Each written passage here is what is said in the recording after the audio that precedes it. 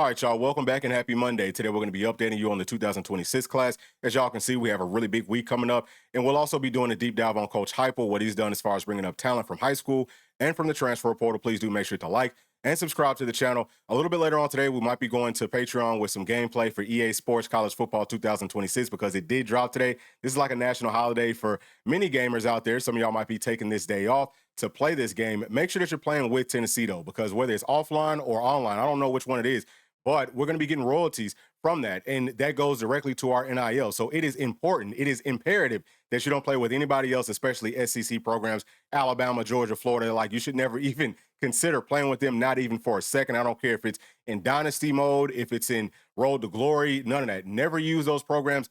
Only use Tennessee. All right, so with all that being said, let's go ahead and jump into who we have coming up this week. So on the 8th, we have Javonte Smith, three-star cornerback that's based off of On Three. You can see his player rating there. In-state guy, really like his game. I think that he could play outside corner, he could play in the slot, and he could maybe even grow into a safety. So that's going to be big for us to land him. It feels like Tennessee's definitely trending for him. And then on the 9th, we have safety Joel Wyatt listed as a three-star with On Three, and that's his player rating right there. So I love Joel Wyatt's game. Please don't get it twisted because I talk a whole lot about Moa. The main reason that I think that Moa would be like the #1 player that Tennessee needs to add in this class that's left is just because he can also play offense, and Tennessee needs help at wide receiver, and we definitely need some help at safety. But honestly, I think that we need both of these guys because Tennessee needs two safeties that can come in and fight for some playing time, and I feel like those two guys could do it. But everything that you're looking for with the length, with the physicality, with the coverage skills, with just understanding football, I think that both of those guys get it. We'll see what happens with Moa. Obviously, he did push his date back, so I think that that's a good sign for Tennessee. But he hasn't come back out and said when he's actually going to tell us who he's going to be choosing, but hopefully we can land both of those guys. So talking about Combe, his teammate, Braden Rouse, four-star linebacker, really, really good player. It feels like Tennessee is still in a good spot. Now, I think that he'll probably end up choosing a program at some point this week. It might be during the weekend or whatever, but we need for him to choose a team sooner rather than later because I've been watching the Texas sites and the podcast and all of that. It sounds like they still think that Brandon Rouse is going to end up picking Tennessee. So that's a good sign for us, but they're starting to get more and more confidence. So that's not a very positive sign. The other thing that I just saw earlier today is that, they were pointing out that, hey, man, if we could land Braden Rouse, we might back off of Tyler Atkinson. Now, I don't think that that's true. I think that they're trying to save face, but that's a negative thing because it just means that Tyler Atkinson must be very heavily trending towards UGA. So that's a bad thing because we have to play them, and I don't want Georgia to have a guy like Tyler Atkinson because I think that he would be the best linebacker in all of college football as a true freshman. He would probably be the best linebacker in all of college football right now. So that's a negative sign from that perspective, but also just because maybe Texas is going to try to shift focus more towards Braden Rouse. So we might have to up his NIL deal. Like I said, would love to add him. He's not really a need in this class, though. So let's just understand that moving forward. But we'll be keeping a very close eye out on that whole situation. Next, okay, on Friday, we have four-star offensive tackle, J.B. Shabazz. I love his game. I don't think that Tennessee necessarily needs to add, two more tackles, but it would be great if we could just because we lost a couple of offensive linemen, whether, it's from them transferring or if it's from them just not being able to play football medically anymore. So it would be big to be able to add a player like JB. I think that he's really, really good. And, I'm not saying that he could come in as a freshman necessarily and fight for some time, but his second year, he could be a real serious option. So his ceiling seems to be really, really high. I think that once he gets up on campus, there's a lot of things like he has a lot of room to get better, even though he's already very, very good. But once he comes up on campus, I think that he's going to grow into a player that we look at and say, man, why wasn't he rated as a 5-star? All right, so now let's take a look at this right here because this is talking about Joel Wyatt. So we know that at this point, Joel Wyatt, he pushed things back. He wants to play, one of the skill spots. So safety, maybe wide receiver, maybe even both. Oklahoma did recently offer him, but this is coming from Vanderbilt's insiders. And they're saying here, well, we feel like Tennessee's still leading for Joel Wyatt, which is huge for us, obviously. But they're also kind of pointing towards, man, that web school feels like they're pushing a lot of players towards Tennessee. And they're almost hinting at, hey, maybe Tennessee's paying these guys, which I can tell you for a fact that there are some colleges that are paying high school teams to funnel players to them. And we've talked about this previously, and it's 100% legal. And I think that it's only going to get ramped up even more. So there's a lot of money moving around. I'm not mad at Tennessee for this. I think the Tennessee needs to be doing that. Like, you should lock down every big program in your state and try to funnel players to your program from there. They need to do the same thing at Buford. Like, they need to do the same thing here in the state of Georgia, because there's so much talent here and they can get a lot of bang for their buck with some of these 3-stars. But I just wanted to show y'all that because I think that that's very positive for Tennessee. All right. So now let's just take a look at what Coach Heupel's classes have looked like, where they finished at. This is based off of On3's industry ratings and rankings. This is what we're going to be using today. So you can see that, we moved up from 2021, which, I mean, Heupel came in late with that class. That's why we only signed 16 players. But this is just high school players, right? But going from 2021 to 2025, we really moved up. Look at that blue chip ratio, man. Like, it doubled, more than doubled from 2021 to 2025. Now, this year, it's not going to be that high. So have we taken a step back? Did we hit our ceiling? Or is this just a situation where, man, Tennessee is trying to get more value out of these 3-star players? So, hey, if we had the same grade on a 3-star as we might have on a 5-star or on a 4-star, let's take this 3-star guy because we can get him at a better value. That could be the case right now in 2026. Like, this stuff changes all the time. But I just wanted to show y'all that first.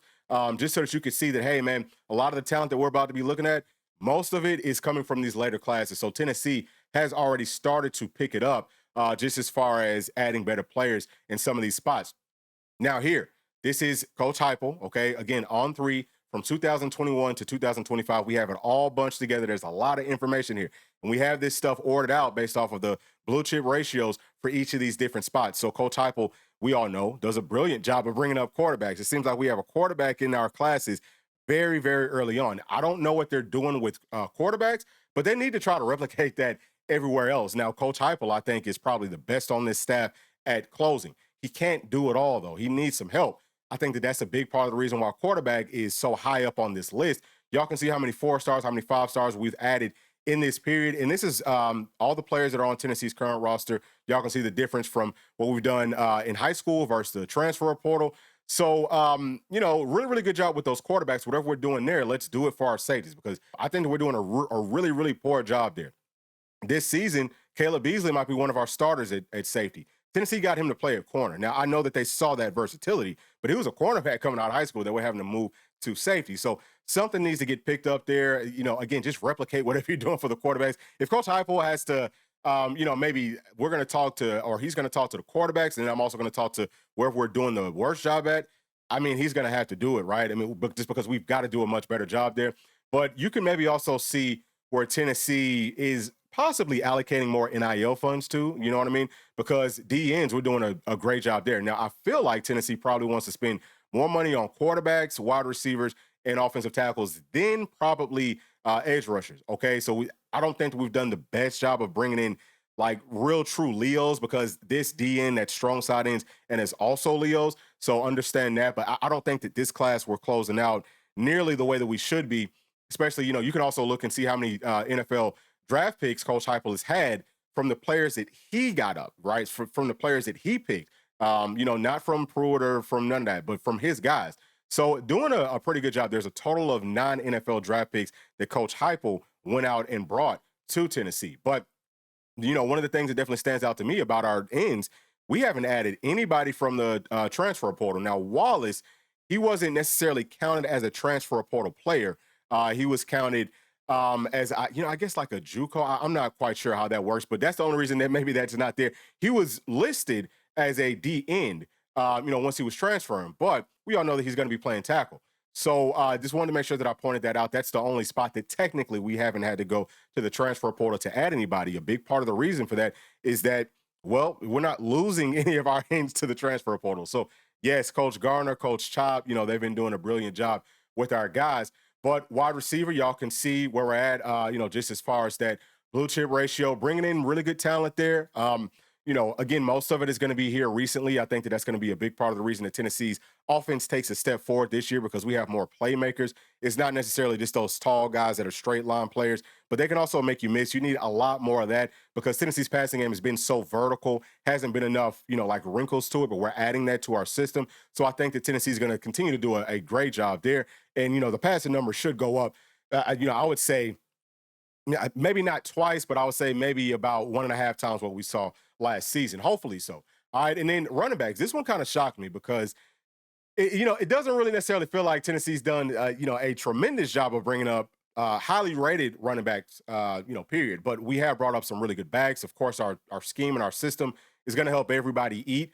But some of the guys here, they transferred out. So also understand that some of them never even got to play a snap at Tennessee. But we have brought up some pretty highly rated players. Still no 5-star. I think that we changed that this season with Savion Hyder. And then tackles, we talk about that. I don't know why. It feels like Tennessee should be able to bring up more tackles, especially in this class. Now, we're bringing up a couple of guys that I feel like are probably underrated, but yes, we got to take a big step forward there. Did a good job in 2025, adding several good players, but it just doesn't feel like we're doing as much of it this season, right? Again, just based off of the on-3 ratings and all of that. So got to get that stepped up and maybe having guys like Omar Norman-Lott getting drafted, and especially getting drafted high when he came from Arizona State, and he might not have ever even sniffed the NFL. I just think that, like, why wouldn't you want to come play tackle in this system that's going to really let you pin your ears back and go hunt? Doesn't make a whole lot of sense to me. But cornerbacks, I was kind of shocked at this too. Tennessee's doing a good job of bringing up some very talented cornerbacks. Now, some of them are going to be rated as athletes. So, like Boo, he was an athlete, but doing a very, very good job there overall of just bringing up some good talent with our corners. And then guards and centers, I think that we're doing a pretty decent job there. Obviously, again, everything has gotten so much better since then. Linebackers gotten a lot better since the early years. I think the tight ends has taken a huge step forward. Offensive tackles, I think that we're doing a much better job here recently. Safeties, like we said, still the same thing. So looking at the bottom with our totals, we have 5 5-stars, okay, from the high school ranks, and really just 5 5-stars total that were 5 stars at the time that Tennessee brought them up. We got some transfer portal players that were former 5 stars, former 4 stars, but their ratings went down. That typically does happen. And then we also have 45 4 stars, so I think that looks good, to 55 3 stars. So I don't know exactly what that ratio is, but it's pretty close to 50-50. Again, if you think about it, within maybe about 2 years, this is a pretty small sample size. If we were to come back and do this in like 2027, 2028, I think that Tennessee would be up over that 50% blue chip ratio, which means that you are bringing up players at a championship level.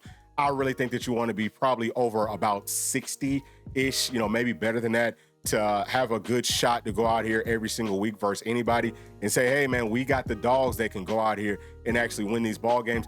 Looking at the transfer portal, we have 10 4-stars, okay, that, again, were 4 stars at the time that we added them, to 33 3-stars, all right? So that's how everything looks. And the overall blue chip ratio for what Coach Heupel has done since he's been here is at about 40.5%. So it's not terrible. We're doing a good job.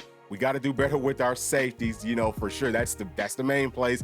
We got to go out and find more guys. If we can finish this class strong, adding 2 guys playing at safety, so Joel and Moa, that's a great start. And then maybe add like a Joel Wyatt who could also play at safety. I think that helps us out because the more talent that you have on your roster, the easier it is for those guys' games to translate on the field on Saturdays, right? To pick up what we're putting down and to go out there and make plays. And then we'll have more players getting drafted, which means that we'll be able to add more players of that caliber. So that's the goal. Whatever we're doing with our quarterbacks and with our ends, we need a lot more of that for our safeties moving forward. But that's going to do it for this video. Y'all, please do make sure to like and subscribe to the channel. Share your thoughts with me down in the comments section, and we'll see y'all in just a minute. Thanks. Peace. Thanks for watching. And please make sure to like and subscribe to the channel because that keeps us growing inside of the YouTube algorithm. And if you did like this video, here's another one that you might also enjoy. Thank you. Thank you. Thank you. We'll see you on the next one. Peace.